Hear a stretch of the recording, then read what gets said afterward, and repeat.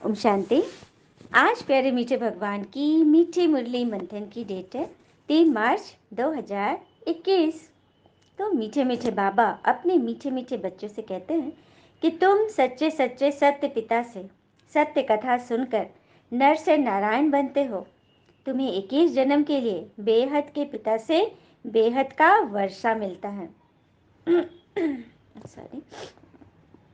तो सच्चे सच्चे सत्य पिता कौन है, जिनके बारे में हम गाते हैं ना, सत्यम शिवम सुंदरम।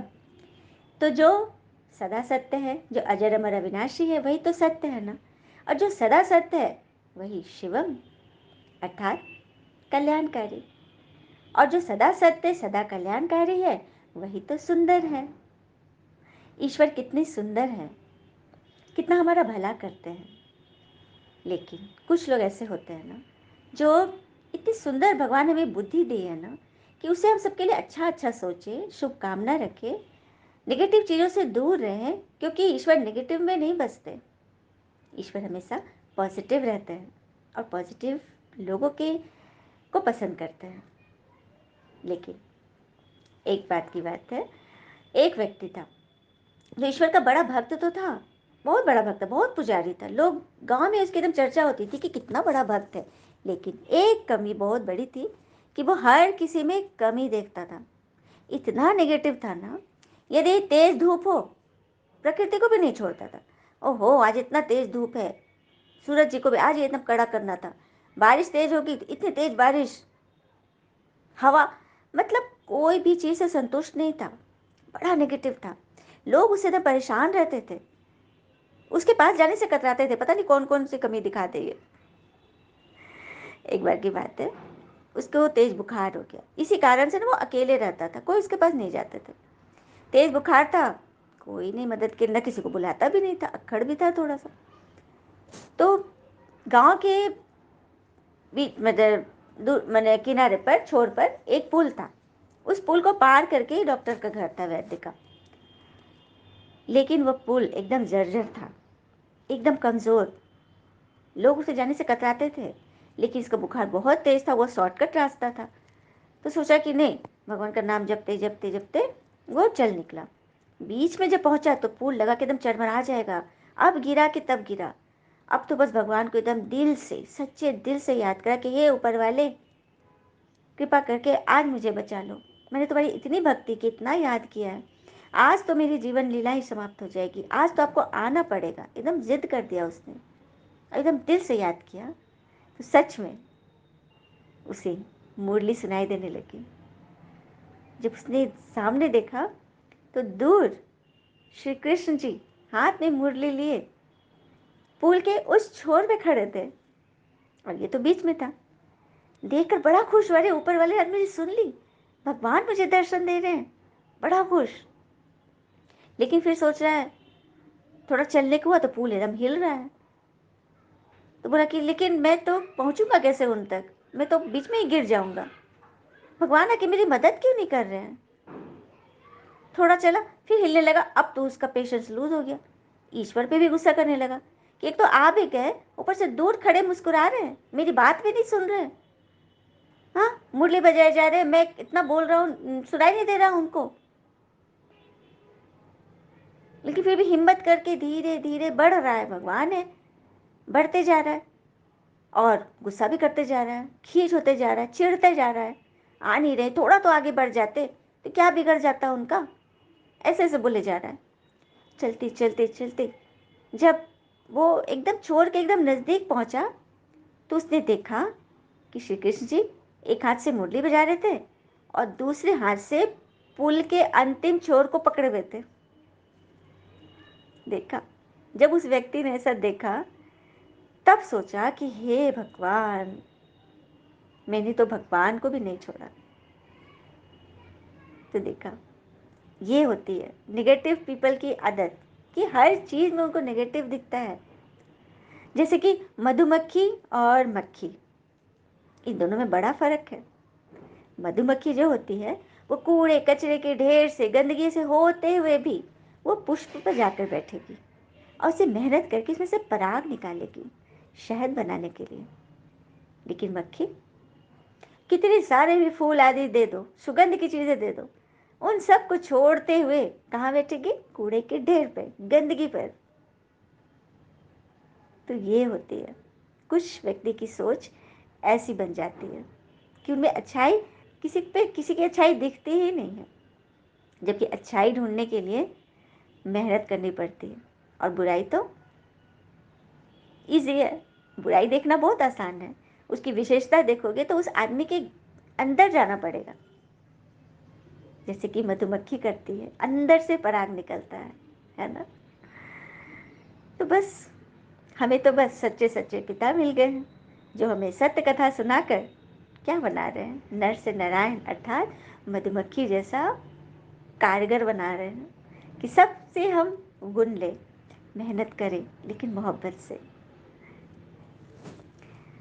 बाबा बोल रहे हैं कि तुम्हें 21 जन्मों के लिए बेहद के पिता से बेहद का वर्षा मिल जाता है, मतलब वो शहद मिल जाता है, जिससे तुम सदा मीठे रहोगे, सदा सुख में रहोगे, दुख का नामो निशान नहीं रहेगा। प्रश्न है, पिता की किस आज्ञा को पालन करने वाले बच्चे ही पारस बुद्धि बनते हैं?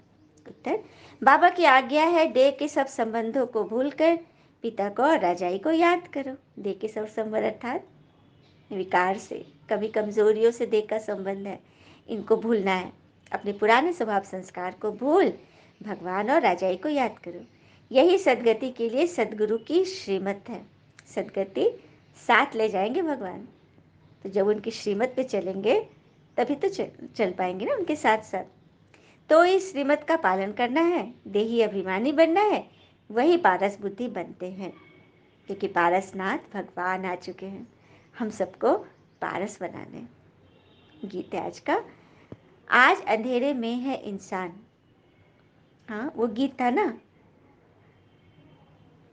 देख तेरे संसार की हालत क्या हो गई भगवान, कितना बदल गया इंसान।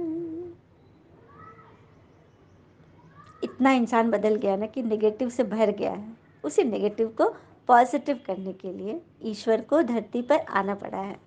ओम शांति। बाबा कह रहे कि यह कलयुगी दुनिया है, सब अंधेरे में है। यही भारत सोझरे में था, उजाले में था जब भारत स्वर्ग था। हाँ जहाँ तुम सभी देवी देवताएं थे, एक ही धर्म था। स्वर्ग, बैकुंठ, बहिष्ठ, हेवन, ये सब भारत के नाम थे। भारत प्राचीन, पवित्र, बहुत बहुत धन्यवान था।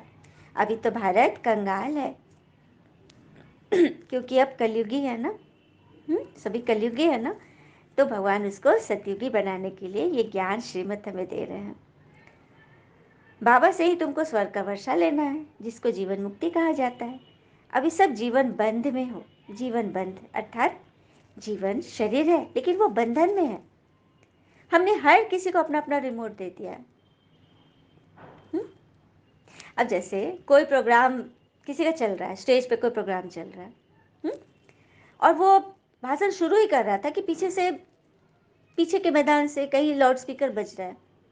उसने कई बार खबर भिजवाया कि उसको बंद करवा दो ना, यहाँ चल रहा है, प्रवचन चल रहा है या कुछ भाषण चल रहा है, लेकिन वो लोग बंद ही नहीं कर रहे। तो क्या होगा? डिस्टर्ब हो जाएगा ना वक्ता। नहीं, हमें डिस्टर्ब नहीं होना है। हम ये समझ ले कि मेरे स्पीच का ये बैकग्राउंड म्यूजिक है। किस तरह से हम अपने मन को संभाल सकते हैं, है ना। तो बस यही है, हमारे जीवन को कोई बांध न ले। हम जो करना चाह रहे हैं वो किसी और की वजह से उसमें बाधा न पड़े। हमारा मन ही सबसे बड़ा बाधक है। मन में ही वो सोच चलने लगती है, जब रील की तरह। उसको हटा दें, तो इसके लिए श्रीमत पे चलना जरूरी है। फिर आगे बोल रहे बाबा, शास्त्र सब है भक्ति मार्ग के लिए। यह सब भक्ति मार्ग का ज्ञान है। सदगति मार्ग का ज्ञान मनुष्य मात्र में है ही नहीं। कैसे सदगति हो? ईश्वर के समीप कैसे, ईश्वर के साथ कैसे चले, उनके साथ रहे कैसे, यह ज्ञान तो किसी ने नहीं दिया। स्वयं भगवान ने अगर बताया है ना कि मैं कैसे मिलता हूँ, तभी तो बाबा कहते हैं कि मैं अबलाओं, अहिल्याओं, गणिकाओं और गुरु लोग जो भी हैं उन सब का उद्धार करने के लिए मुझे आना पड़ता है। सच बात है।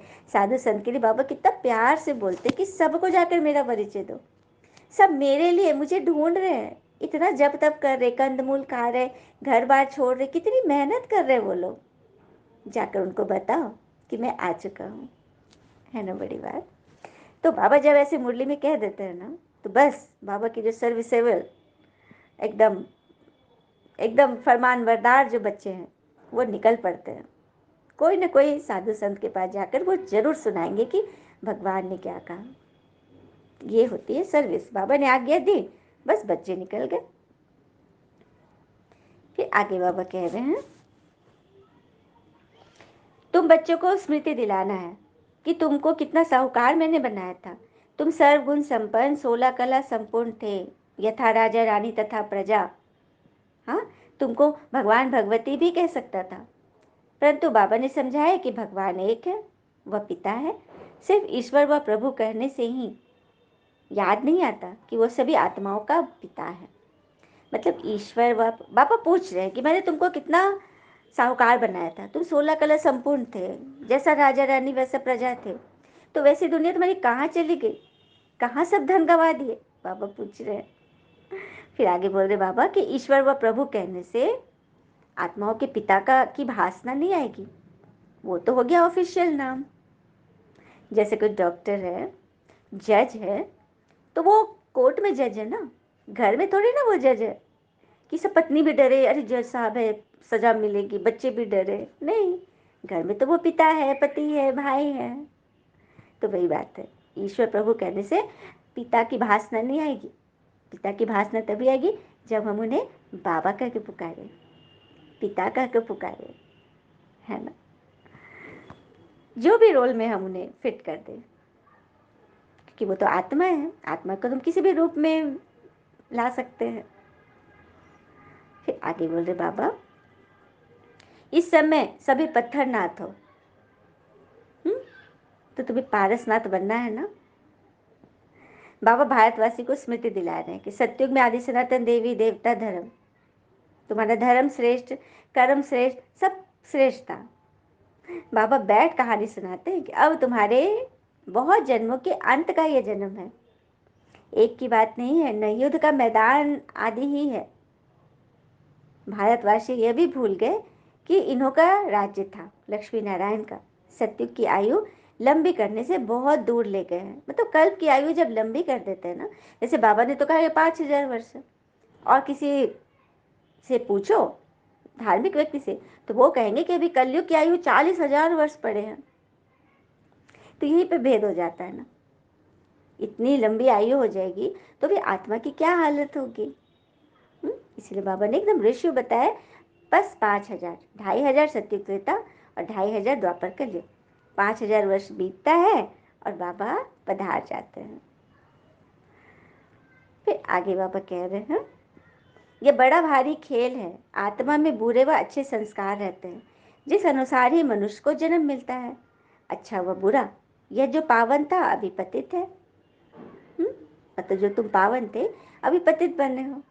मुझ पिता को इस पराये रावण की दुनिया पतित शरीर में आना पड़ता है, आना भी उसमें है जो पहले नंबर में था, ब्रह्मा बाबा। उनके तन में भगवान ने प्रवेश किया और वही तो सबसे पहला प्रिंस है, जो अभी अंतिम जन्म में है। तो बाबा कह रहे लेकिन मैं उसी के तन में आता हूँ जो सबसे नंबर 1 का था। फिर आगे बोल रहे बाबा, हे आत्माएं, एक पिता को याद करो और राजाई को याद करो, देह के सब संबंधों को छोड़ो, विकारों को छोड़ो, तो पारस बुद्धि बन जाएगी। बाकी मरना तो सबको है, मतलब जाना तो सभी को है ना। जब हम जन्म लिए हैं तो शरीर तो छूटेगा ही छूटेगा, इसीलिए घबराना किसी भी बात में नहीं है। मैं हूं ना, किसी बात में घबराना ही नहीं है। सभी को पुनर्जन्म जरूर लेना है।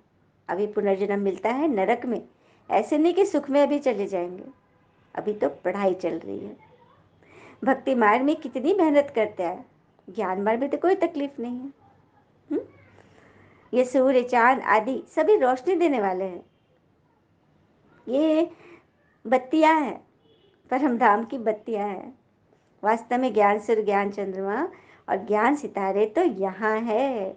ज्ञान सूर्य हो गए शिव बाबा, ज्ञान चंद्रमा हो गए ब्रह्मा बाबा, और ज्ञान सितारे हम बच्चे।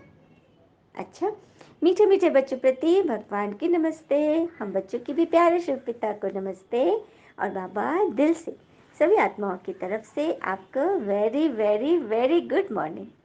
धारणा के लिए मुख्य सार है, पहली पॉइंट, इस अंतिम 84वें जन्म में कोई भी पाप कर्म माना विकर्म नहीं करना है। पूर्ण आत्मा बनने का पूरा पूरा पुरुषार्थ करना है, संपूर्ण पावन बनना है।